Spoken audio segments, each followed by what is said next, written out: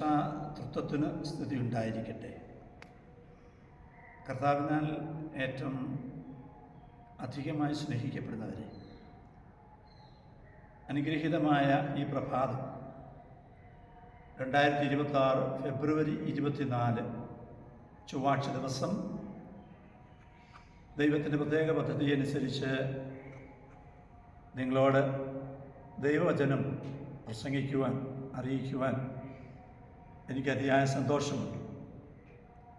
യൂട്യൂബറായ എന്നെ പലർക്കും പരിചയമില്ലായിരിക്കും, ഒത്തിരി ആളുകൾക്ക് പരിചയമുണ്ടായിരിക്കും. എൻ്റെ പേര് ഫാദർ ഡോക്ടർ ജോൺ CC. ഇപ്പോൾ ഞാൻ പുനലൂർ വൈദിക ജില്ലയുടെ ജില്ലാ വികാരിയായി അല്ലെങ്കിൽ ഫൊറൻ വികാറായി ശുശ്രൂഷ ചെയ്യുന്നു. പുനലൂർ ദേവാലയവും വിളക്കുവട്ടം ദേവാലയവുമാണ് ഇപ്പോൾ എൻ്റെ ശുശ്രൂഷയ്ക്കായി പരമേൽപ്പിക്കപ്പെട്ടിരിക്കുന്ന ദേവാലയം. 2015 മുതൽ 21 വരെയുള്ള വർഷങ്ങളിൽ പട്ടം സെൻറ്റ് മേരീസ് ഹയർ സെക്കൻഡറി സ്കൂളിൻ്റെ പ്രിൻസിപ്പലായി ഞാൻ ശുശ്രൂഷ ചെയ്തു. 2025 ഡൽഹിയിൽ ഗുഡ്ഗാവ് CBSE സ്കൂളിൻ്റെ പ്രിൻസിപ്പലായും ഞാൻ ശുശ്രൂഷ ചെയ്ത് റിട്ടയർ ചെയ്തു. ഈ തരുണത്തിൽ ഒരു വലിയ വിളിയായി ഇനിയുള്ള സമയം കൂടുതൽ കർത്തൃ ശുശ്രൂഷയിൽ, അതായത് കർത്തൃ ശുശ്രൂഷയിലാണ് പൂർണ്ണമായും. എന്നിരുന്നാലും അല്പസമയമൊക്കെ ഫ്രീ ആയിട്ട് കിട്ടുമ്പോൾ അത് ദൈവജന ശുശ്രൂഷയ്ക്ക്, പ്രഘോഷണത്തിന്, അനേക ദൈവാത്മാക്കളുടെ വിശുദ്ധീകരണത്തിനും നന്മയ്ക്കും വിശ്വാസ സ്ഥിരീകരണത്തിനും ഇടയായിത്തീരട്ടെ എന്നാഗ്രഹിച്ചുകൊണ്ടാണ് ഈ ശുശ്രൂഷയ്ക്കായി ഞാൻ മുതിർന്നിരിക്കുന്നത്. ഇന്നലെ പരിശുദ്ധ നോമ്പുമായി ബന്ധപ്പെട്ടൊരു ഭാഗം നമ്മൾ വിചിന്തനം ചെയ്തു. നോമ്പെന്താണ്, നോമ്പിൻ്റെ പ്രത്യേകതകൾ, അതിൽ ഉൾച്ചേർന്നിരിക്കുന്ന അംശങ്ങൾ ഏതൊക്കെയാണെന്ന് നാം വിചിന്തനം ചെയ്തു. ഇന്ന് നോമ്പിനെ പറ്റിയുള്ള ഒരു ചെറിയ ആശയം സൂചിപ്പിക്കുവാൻ, എന്നാൽ ഏറ്റവും ശക്തമായ, ഏറ്റവും പൂർണ്ണമായൊരു ആശയം അവതരിപ്പിക്കുവാൻ ആഗ്രഹിക്കുന്നത് നോമ്പ് രക്ഷാകരമാണ് എന്നുള്ളതാണ്. നമ്മുടെ കർത്താവ് നമുക്ക് രക്ഷ നേടിത്തന്നത് നോമ്പിലൂടെ, സഹനത്തിലൂടെയാണ്. അപ്പോസ്തലനായ പൗലോസ് ശ്ലീഹ കൊരിന്ത്യർക്ക് എഴുതിയ 1-ാം ലേഖനത്തിൽ 18-ാം വാക്യത്തിൽ സൂചിപ്പിക്കുന്നത്, കുരിശിലൂടെ ചരിക്കുന്നവർക്കെല്ലാം കുരിശ് രക്ഷയുടെ അടയാളമാണ്.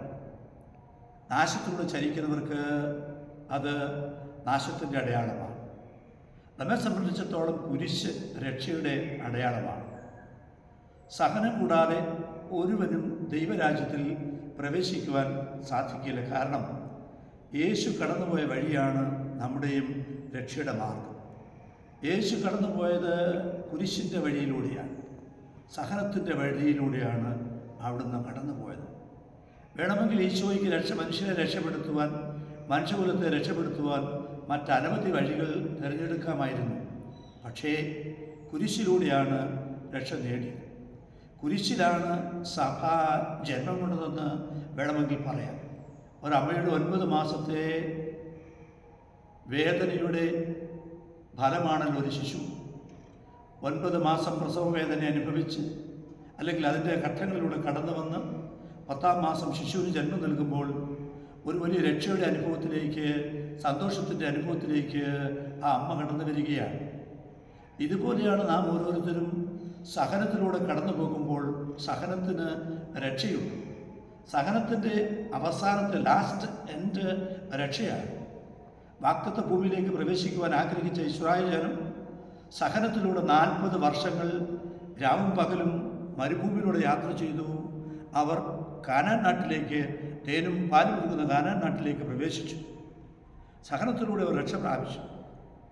സഹനത്തിലൂടെ അബ്രഹാം രക്ഷ പ്രാപിച്ചു, ഇസ്രായേൽ രക്ഷ പ്രാപിച്ചു, മോശ രക്ഷ പ്രാപിച്ചു. നോമ്പിലൂടെ അഥവാ സഹനത്തിലൂടെ ഏലിയ നോമ്പ് നോറ്റു, ആകാശത്തിൽ സ്വർഗത്തിലേക്ക് എടുക്കപ്പെട്ടു. പരിശുദ്ധ നോമ്പിലൂടെ നിനവെ നിവാസികൾ രക്ഷ പ്രാപിച്ചു. നോമ്പ് അനുഗ്രഹീതമാണ്. ഇത് ഏറ്റെടുക്കുവാൻ നമുക്ക് സാധിക്കുമെങ്കിൽ നമ്മുടെ ജീവിതം അർത്ഥപൂർണമായി തീരും. നമ്മുടെ ജീവിതം യേശുവിനോടൊത്തുള്ള കാൽവരി അനുഭവമായിരിക്കും. നമുക്കെല്ലാവർക്കും ഇഷ്ടം പലപ്പോഴും ഗലീലിയൻ അനുഭവമായിരിക്കും. യേശു പറയുന്നത് പത്രോസിനോട്, നീ സഹിക്കുവാൻ തയ്യാറല്ലെങ്കിൽ നിനക്ക് എന്നോട് കൂടി പങ്കില്ല. സഹനത്തിലാണ് രക്ഷ. നമുക്ക് വീണ്ടും വിചിന്തനം ചെയ്യാം, പരിവിചിന്തനം ചെയ്യാം. ഇന്ന് ഇവിടെ അവസാനിപ്പിക്കട്ടെ. നമുക്ക് ചിന്തിക്കുവാനും മനസ്സിൽ ഉറപ്പിക്കുവാനും സാധിക്കണം, സഹനം രക്ഷയാണ്. സഹനം രക്ഷാനുഭവമാണ്.